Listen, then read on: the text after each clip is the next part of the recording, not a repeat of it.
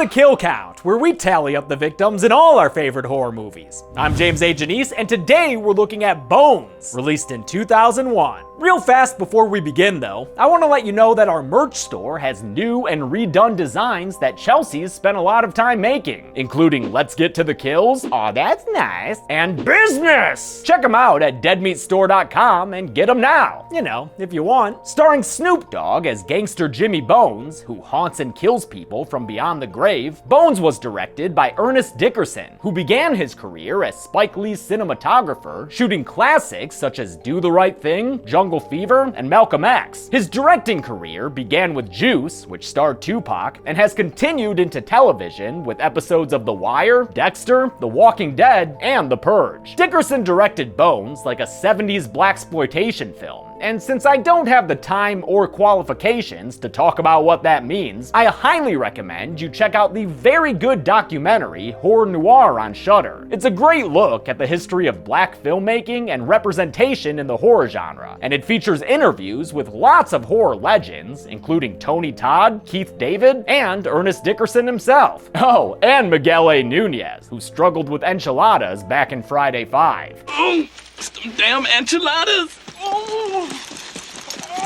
Bones is an interesting movie that defies cliche archetypes, even as it leans into stereotypes in fitting with its exploitation style. It's loaded with social commentary, from the effects of drugs on inner-city neighborhoods to the things individuals do to escape poverty, yet is also willing to get goofy sometimes, especially in its third act when the supernatural stuff goes wild. I love the bizarre style Dickerson goes for, mixing elements of old Universal monster movies, 70s Italian horror films, and even early German expressionist cinema. I'm also a fan of the unsettling practical effects, which were a big priority of Dickerson's. No, I was kind of like anti-CGI at that point, and I still think, you know, some of the older ways are some of the better ways. With that kind of attitude, you know we've got some good kills ahead. Let's take a look at them. The movie begins with a spooky house on Desolation Row, a bad part of town where this guy named Shotgun is currently being chased by a demon dog. He gets inside and shoots at the pup, though using a rifle and not his namesake gun. But the good boy just absorbs the bullet like it was nothing but a G thing. Nearby, two dudes named Jason and Palmer roll up listening to Eminem and looking to buy some drugs. After paying for the product, they're sent to a pickup spot at the spooky house, where the narcotics are hidden behind a loose brick. A cop car shows up, so the dudes run inside the house and hide upstairs until the police officers leave. On their way out, they're attacked and bitten by that demon dog, then scared off by a crazy projection of Snoop's spirit. The trippy visuals chase them down the stairs and out the house, but since they don't leave the porch, they're still in the danger zone. Palmer is yanked back inside, where he dies from tearing noises and chunky blood sprays. Jason follows immediately, despite sacrificing his fingernails to stay out. We flash back to 1979, with Snoop Dogg filling our eyeballs and ear holes for this earthy tone title card. Snoop plays Jimmy Bones, a gentleman gangster who has that shotgun guy as his bodyguard. Jimmy runs numbers for everyone in the neighborhood. They all love him, especially Pearl, who's beautiful, and he just wants her to know she's his favorite girl. Pearl is played by Pam Grier, legendary actor of many blaxploitation films like Coffee and Foxy Brown, as well as Quentin Tarantino's most mature film, Jackie Brown. The opening credits show that Jimmy Bones ran a vibrant neighborhood full of happy, healthy people. These shots of efficient backstory were filmed on 8mm by Spanish cinematographer Flavio Labiano in order to evoke the earlier era they depict. I love the authentic retro feel it creates, and I love it even more when the imagery and sound design get creepy to show us that the neighborhood eventually fell apart.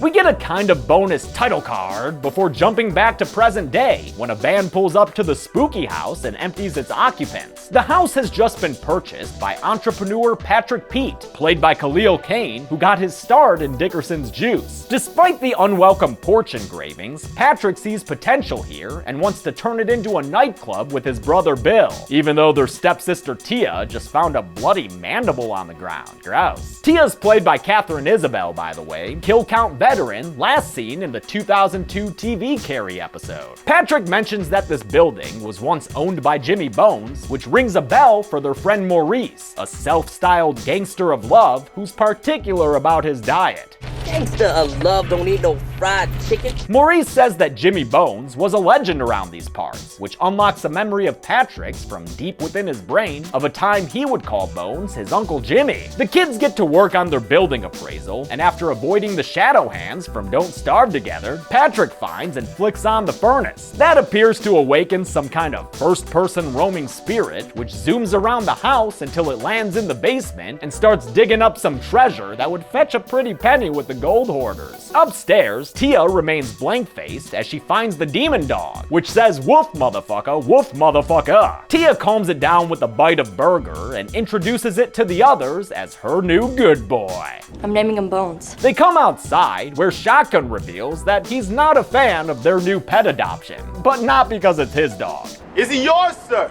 Hell no! It just sounds like the dog is better off dead, or at least unfed. Don't feed that dog! Oh, what up, Pearl? Pearl still lives on Desolation Row and serves as the local psychic. Patrick tells her that they're about to be neighbors since he and brother Bill are gonna move into the Bones house as they renovate it. He admits that that means leaving the upscale suburb where his family currently lives. You're a little dark to be growing up in Rossmore Park. But he's happy to do it if it means getting to see more of Pearl's daughter Cynthia, played by Bianca Lawson, who, according to my research, did 3 episodes of Buffy. So don't say I never mention it, Scoobies. They head back to the Pete family home in safe and secure Rossmore Park, where they introduce Bones the dog to their parents. Tia's mom Nancy, played by Linda Boyd, who was the mother of that ambiguously aged kid in Final Destination 2, and Patrick and Bill's dad Jeremiah, played by Clifton Powell, who won an NAACP Image Award for his role in Ray. At the news of this dog named Bones, Jeremiah thinks back to a time he talked to this dog named Bones about some kind of business proposal. Patrick was there too, but he was just a baby boy. We can move out of this dump, hit the big time, big houses, legitimate businesses, the works, baby. That's your dream, not mine. I don't ever want to leave this street. Bones was laid back, with his mind on his money and his money on his mind, but Jeremiah insisted that he meet with a corrupt police officer named Lupovich, who, in the beginning of the movie, had chased those drug purchasers into the Bones house, and who is currently talking to a gangster named Eddie Mack. Lupovich is played by Michael T. Weiss, and just like all the other actors, he played the character in both the present day and the past, which took place 20 years prior. To create a realistic age disparity, they left him looking like himself in the past and then aged him up in the present with makeup, adding pockmarks and some weight to his face. Those effects were done by Barry Coper, who had perfected this art on Tim Allen in The Santa Claus. Like I said, Loopy Lou is corrupt, so he does some corrupt stuff, then some extra corrupt stuff, before taking his payment and leave. On his way out, Mac mentions that Jeremiah Pete sold the Bones house, which gives Lupovich some pushed-in concern. The Petes have a family dinner, during which Patrick claims that the government is responsible for crack. His father shoots the theory down. Stop poisoning your mind with that ghetto paranoia. That's all just the ways of people justifying their own failure. Jeremiah claims that nobody gave him his success, he had to work for it, which is how he got out of Desolation Row. Man has been lying to us for 100 years. Thank you. I'm still waiting for my 40 acres and a mule. Personally, I don't need a mule. I've got myself a Lexus, and nobody gave it to me. But you can't escape your past entirely, as evidenced when Jeremiah's old business acquaintance Lupovich shows up, calling him Jaybird and telling him he shouldn't have sold the Bones house. That's a bozo no-no, Jaybird. Jeremiah has no idea what he's talking about though, because Patrick and Bill haven't mentioned that they quietly bought the building from his company. During the boys' moving day, Patrick talks to Cynthia about the city of the dead, cause her mom Pearl says the Bones house is a doorway to it. Pearl might know what she's talking about here. She is a psychic after all, and was Jimmy's true love back in the 70s. Originally, there were a lot more scenes showing their relationship, but Bones was distributed by New Line Cinema, and they had just released the box office bomb Town and Country and the disaster of a Sandler film, Little Nicky. Fearing another flop, they took Bones away from Dickerson and recut it to their liking. Part of that involved removing a lot of the Pearl and Jimmy scenes. I think we tried to deliver more than an exploitation film for the studio, but the studio really just wanted an exploitation film. And so it was recut. by the studio. You can tell Dickerson laments losing final cut of his movie, and in the end, New Line's efforts didn't work. Bones didn't do well at the box office, which Dickerson credits to the studio only marketing the movie to black audiences in urban areas, even though Snoop had plenty of appeal to white suburban kids. And the kids were coming out of the woodwork. All these little white kids were coming all over the place to get autographs of Snoop. One day way back then, Pearl used her powers to predict that Jimmy was in danger of dying, as evidenced by a line she saw in his palm. Must be my clothesline. Yeah, maybe if your clothesline is death row attire. Oh, wait, it might be though. Pearl begs him not to go to the Lupovich meeting, but he dismisses her as he kisses her. It's a real shame that a lot of Pearl and Jimmy's scenes were cut, because Pam Grier said she loved working with Snoop. It was great. And Snoop? Well, la-da-da-da-da. The motherfucking D-O-double-G enjoyed it too. And after I said cut, he just had this little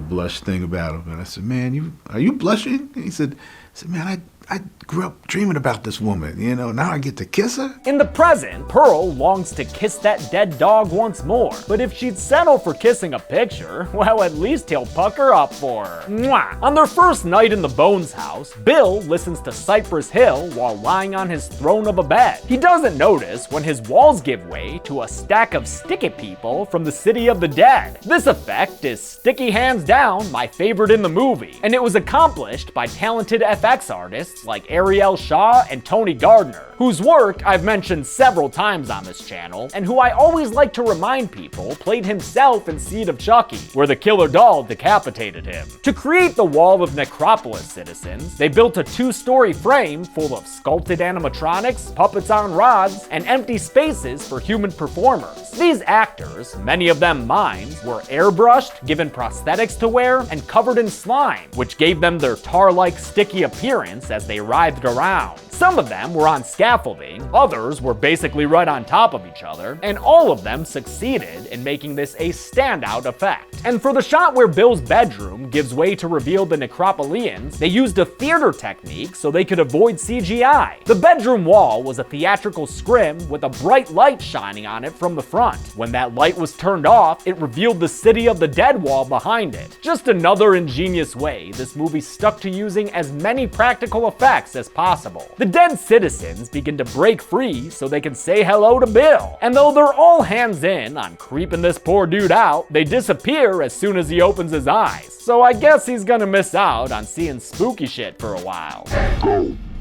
Never mind, ceiling face. Wait, ceiling face, right? No ceiling face? Okay, I guess it was nothing. The next day, as Patrick and his pals begin to fix up the house, they find a blood-looking liquid seeping up out of the floorboards. Damn, they might have Poltergeist living there, trying to make them leave. They follow the dripping blood and the eager dog Bones to a door in the basement with a padlock on it. But it's no match for these veggie-eating strong boys. Eat that spinach, boy. They walk down to what looks like Pennywise's spider lair, and Bones the dog digs up Bones' bones. Maurice says that this skeleton, which looks like it was buried along with some fabric, must be Jimmy Bones. After all, his legend includes a switchblade and a diamond ring, which, let's see, check and check. Yep, that's him. Ooh, evidence. By the way, I know that's a butterfly knife, not a switchblade, but the movie calls it a switchblade, so don't even with the comments, alright? Tia wants to call the police, but the boys are more wary of dealing with them, and say they'll leave the bones there as they focus on getting the nightclub open. Hey Cynthia, does that sound okay to you and your new corner ghost friend?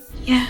Good. Before they go, Maurice breaks him off some Bones bling. As Bones the dog eats his dinner, the meat consumption somehow begins to rejuvenate Bones' body via some awesome effects. Meanwhile, Patrick and Cynthia have got some other meat and bones on their mind. Cynthia gets spooked by the mise-en-scene and stops before they go all the way, so Patrick gives her his bed to stay in as he sleeps elsewhere in the house. Down the street, Pearl has a seance in her shop as Cynthia gets an under-the-covers visit from a ghoulish, gropey ghost. ghost! The seance gets more intense for Pearl, matching the ghost's increased aggression, until all of a sudden we've got spinning cameras, flashbacks, and I don't know exactly, but it's like this and like that and like this and Since no mother wants their daughter swimming around in blood beds, Pearl comes over to the Bones house and takes Cynthia home. The next day, with the hanging of a sign, the boys are ready to open their nightclub, which, I mean, they're missing an opportunity by not calling it the Boneyard. For the evil-looking Bones house, which is a great horror movie house, production designer Douglas Higgins and director Ernest Dickerson designed something based on the work of Philadelphian architect Frank Furness. It took them 5 weeks to build the facade of the house, which was then erected in a lower-income neighborhood of Vancouver, where the film was shot. Interior shots of the house, however, were filmed on a soundstage, where the crew could take their time making it look worn with age. Hoping to make his dad proud, Patrick takes Jeremiah to the old Bones house and shows him what he's been working on. But I couldn't wait to see your face when you saw how I fixed it up. Jeremiah instead berates Patrick in public, telling him they need to leave this neighborhood in the past. Patrick insists on having his opening tonight though, and thankfully, Jeremiah comes around to supporting him. You shut it down and you sell this fucker! Oh, wait, never mind. Jeremiah hates this place, and the ghosts of his past he sees all around him. They remind him of a time when he lived on these streets, and arranged a business meeting for Jimmy with gangster Eddie Mack and corrupt cop Lupovich.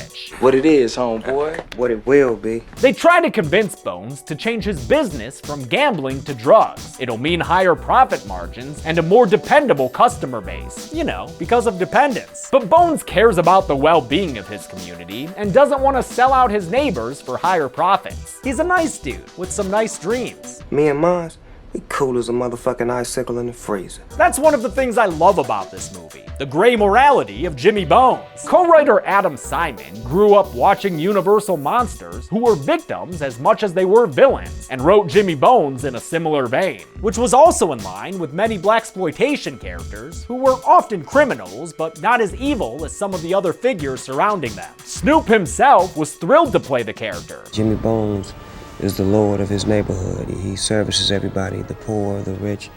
You know, he runs numbers and he sells dreams all day. And was reportedly a great guy to work with on set. That's one person you'll never have to worry about. Snoop will be there on time, and he'll be present. He'll know what he's doing. Working with Snoop was a dream. Jeremiah Jaybird tries to plead with Bones to reconsider as Eddie Mack and Lupovich become way more aggressive. They caught the vapors. Speaking of vapors, they force Jimmy to smoke their crack. And since that'll really do a number on ya, he fails in his attack against Lupovich with his knife. The cop opens fire on Jimmy as Pearl walks into the room, and she witnesses them shoot Jimmy a whole bunch, which gets blood all over Lupovich. He demands that everyone in the room incriminate themselves as to prevent any snitching, and Eddie Mack eagerly jumps aboard the plan. What it is, homeboy.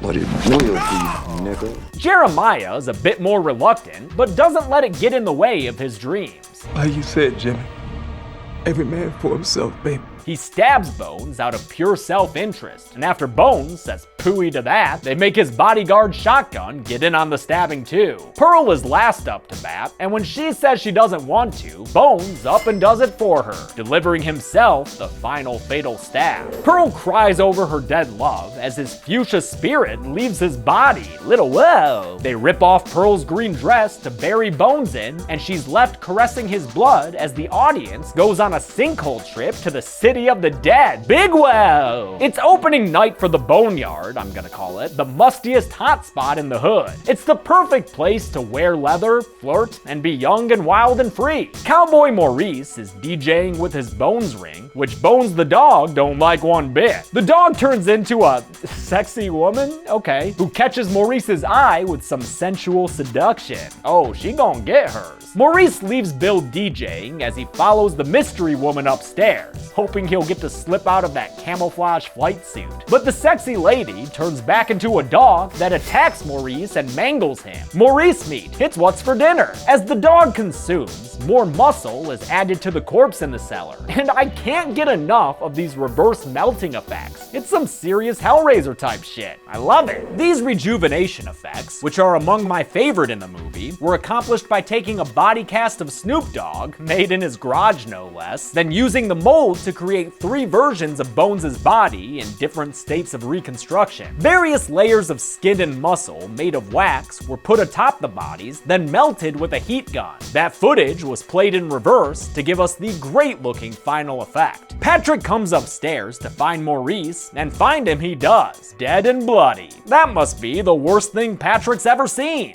The gangster in love don't eat no fried chicken. I stand corrected. Things get even worse though when the dog chases Patrick out to the hallway and oh god, barfs a bunch of maggots all over Patrick? Holy shit, that's no, stop, please. Oh god, dude, get him out of your mouth. Oh fuck, man, that's a bad dog. Oh, he gone. Bones the dog was played by a good boy doggy actor named Primo, a German shepherd they dyed black to get the look they wanted. For many shots though, they used animatronic and puppet versions of the pup to accomplish attacks and biting and whatnot. For the maggot spray, which Dickerson said was the grossest thing he could think of, they shot grub worms and orzo out of air cannons inside of and next to the mechanical dog. And it just really just right at Khalil. And he was a good sport about it. With Bones the dog ready to snoop-a-doop, its spirit, or whatever, goes back into Jimmy's body, which has finally been made whole again. Plenty solid enough to grab butterfly knives. The boneyard turns into Tan's Academy in a hurry, with maggots dripping all over people. And their food, oh god, fucking gross. By the way, I wrote that Tan's Academy joke before I did all my rewrite research, where I learned this was, in fact, an intentional reference. A lot of it was inspired from Suspiria, Argento Suspiria, where the girls are in the school and the maggots are dropping from the ceilings and everything. And we just decided to take it to a whole nother level. I love Dickerson's love of the genre, man. I also love watching the crew toss rice and worms at all the extras. Chaos erupts as the newly resurrected Jimmy Bones sets off a fireball that clears out the club. No deaths that I can see here as the nightclubbers go wild, and nothing to count when Bones throws his knife at Patrick and Cynthia since they avoid it. Love that they filmed that using a giant spinning knife in front of the camera. Literally everyone was devoted to using as many practical effects as possible, from director Dickerson to co-writer Simon. The intention in my mind from the get-go on the page, and I believe the intention for Ernest, was to make the effects real and on set. Simon, who came up under Roger Corman, had previously co-written and directed Brain Dead and Carnosaur, and helped get Snoop Dogg involved with Bones even before Dickerson signed on to direct. Bones heads upstairs and is burning home in the movie's one and only shot where Snoop wasn't high when they filmed it. Dickerson asked him to stay sober just this once, since it involved real fire on set. And I just said, let's do that first. And then you can blunt up for the rest of the day. But for safety's sake and for insurance sake, it'd be better if you just walk up the staircase, not high. And he was cool with that. But before Jimmy can take his new body out for a spin, he's got to reclaim his stolen accessories. Properly suited and booted, Bones is ready to pay a visit to Shotgun, who's drinking away his guilt from having jumped in on Bones' stabbing back in the day. Bones appears in his new kick-ass outfit and prepares to butcher the bodyguard because he doesn't forgive him for what he did. He slits Shotgun's throat and sings Swing Low, Sweet Chariot to him as he bleeds out on the floor. Bones walks along the street, reminiscing about the neighborhood's much less squalid condition back when he was the place's dogfather. 2 decades of drugs have ravished this place. That's what this movie depicts. It shows that over a 20-year period, how crack deteriorated the black community and just erased everything that we had values for in the 70s. Since he's back to avenge his community, it's bad timing when Stank and Wheeze, the 2 drug dealers from the beginning, step out and harass him. Bones just ain't having their shit. All of a sudden, Snoop's upside their head with a slash and a, what the hell is that? Some cartoon figure splatter outlines? Okay. Pearl reveals to Cynthia that Jimmy Bones is her father, which makes sense story-wise, but what was with that time he was ghost groping her then? That's no good. Later on, Pearl looks at foreboding tarot cards when her lights go out and she's visited by System of a Down's debut album cover. After Cynthia walks in and scares the hand away, another kind of don't starve moment, Pearl says that she thinks Bones is coming to kill them all. Her, Jeremiah, his kids, and Eddie Mac, who's currently making out with his girlfriend Snowflake. Snowflake leaves him to go take a pee, and when she doesn't come back, he goes to look for her, only to slip on a bunch of blood. Cause turns out Snowflake's been gutted like a pig, with her body stuffed in a trash can. Eddie Mac arms himself and yells out threats to the unseen assailant. You wanna be frogging? But ain't no Terry's up in here, it's just Bones, dragging a knife across the pool table and making it bleed? That's pretty cool. The gangsta ghost stares solemnly at Eddie Mac and takes a bunch of bullets like they're nothing, because they aren't to him, he's a ghost. He gets supernatural with a bunch of broken mirror shards that then impale Eddie Mac against a wall. Bones walks up to Big Bad Mac Attack and ultimately kills him with a throat slit. Actually, turns out Bones decapitated Eddie and he can still talk as a severed head. What you need with my head? I'm just using it to carry your soul, sucker. My soul? Fuck you. But I'm still counting him as dead right now. I mean, shit, even he admits he was killed. I killed you. You killed me, we even! The third act's sharp veer into silly comedy can be a little off-putting for some, but Dickerson says it happened naturally because of the cast. Actor Ricky Harris, for instance, was a stand-up comedian who had worked with Snoop Dogg doing voices and skits on some of his albums. He also co-starred in the music video for Doggy Dog World, which happened to feature Pam Grier as well. Ricky Harris sadly passed away from a heart attack in 2016 at the age of 54. Rest in peace. Lupovich goes to drop off some drugs for Eddie Mac, only to find himself face to face with a severed head's face. Oh yeah, you better be scared. Bones drops the act and forces Lupovich to try his own product, mirroring his forced drugging from all those years ago. He then seals Lupovich's mouth shut and hangs him on a chain, then kills the corrupt cop by cutting him open to let the smoke out. The next person to get a visit from the ghost of Bonesy past is Jeremiah. What it is and what it will be. Bones is mad at the former Jaybird for being such a hypocrite. After all, Jeremiah had told his sons he pulled himself up from his bootstraps to get where he is, when in actuality, he sold his community out to drugs and stepped on other people's necks to live out his dreams in the suburbs. Jeremiah's gone by time Pearl and the kids come to help him, but they quickly guess he's been taken to the burnt down Bones house on Desolation Row. Inside, Jimmy introduces the severed heads and Jeremiah to the Wall of the Dead. After calling Lupovich and Eddie Mac idiots, Bones feeds their heads to the spirits, one after the other. Patrick and the others get to the Bones house and yeah, sure looks like Snoop somewhere around here. They see that Jimmy Skelly is missing from the celly, and Pearl says they need to find and burn her old dress that Bones was buried in, because his blood in the fabric is what's allowing him to be resurrected. Better get a move on with that plan, y'all, cause Bones is dunking Jeremiah in and out of the souls inside the scary sticky wall, inside which Lupovich is intentionally made up to look like Ash in Army of Darkness. Love all these makeup effects. They remind me of Society. It's a trip, ain't it? It is, Snoop. But Bones ain't joking about Jaybird's betrayal, and he condemns Jeremiah to the city of the dead by tossing him through entirely. Dog eat dog, brother. Dog eat dog.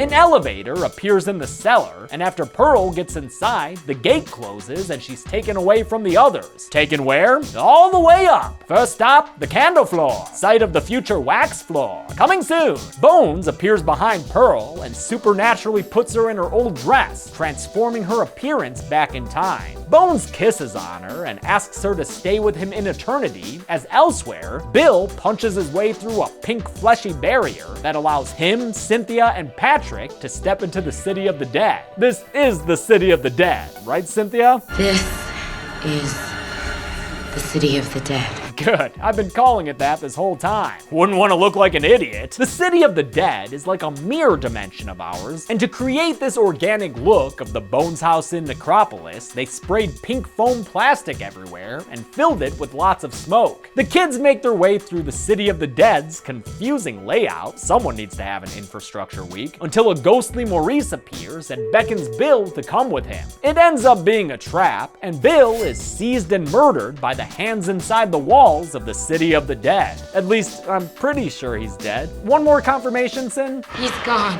Thank ya. Patrick and Cynthia find her parents embracing each other, surrounded by candles. And, eager for some long-lost daddy-daughter time, Cynthia approaches her father's 6'4" frame and gives him a hug. Aw, that's nice. Patrick sees his dad inside a portrait of the dead, and Jeremiah demands that his son get him out of there. Patrick's unable to offer a hand though, so he cuts off his father's to get away. With Patrick still around, interrupting family time, Bones disappears from his daughter hug to try to take care of this intruder once and for all. Surprise, nigga. As Cynthia screams, Patrick stabs the dead dog, but he's still spun around in a web of spirits, making him look like Cabal just ran past him or something. Pearl realizes what she must do, and with one last declaration of her love for Jimmy Bones, I love you. she sets herself on fire with a candle. It burns her old dress, which had been keeping Bones alive, and the two of them burn together in each other's embrace. Patrick and Cynthia flee the shaking Necropolis, then duck and cover as the house is exorcised of its demons. When it's all said and done, with the morning light shining through, things don't look all that bad. Great, they made it! Or did they? Cause that picture's still moving, and we've got maggots in the mouth. Spit those out, Cynthia. There you go. How many people did Jimmy reduce to skull and crossbones?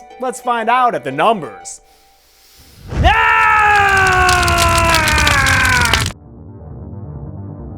13 people died in Bones, and with 11 male deaths and only 2 female deaths, this Bone chart's a blue boy for the most part. With a runtime of 97 minutes, that left us with a kill on average every 7.46 minutes. I'll give the golden chainsaw for coolest kill to Jeremiah, basically as a stand-in for how much I love the dead wallflowers who killed him. Couldn't get enough of those effects, seriously. Dull machete for lamest kill will go to Snowflake, who was found legs up in a trash can. And that's it. Bones came out in 2001 and didn't do so hot critically or at the box office. Shame, it's a lot more fun than Wrong Turn 6, which I'll look at on Friday. Till then though, I'm James A. Janice. This has been The Kill Count. Thanks a lot for watching The Kill Count for Bones. I want to thank some patrons like Pacific Northwest Han, Claudio Rodriguez, and David Rodriguez Carrera, Rod Ninja Manny, Bryant Edwards, Kristen Dias, Ethan Hatton, and Ashley Sanders. Reminder about deadmeatstore.com, Chelsea's been really excited to work on new designs there. Thanks everyone, be good people.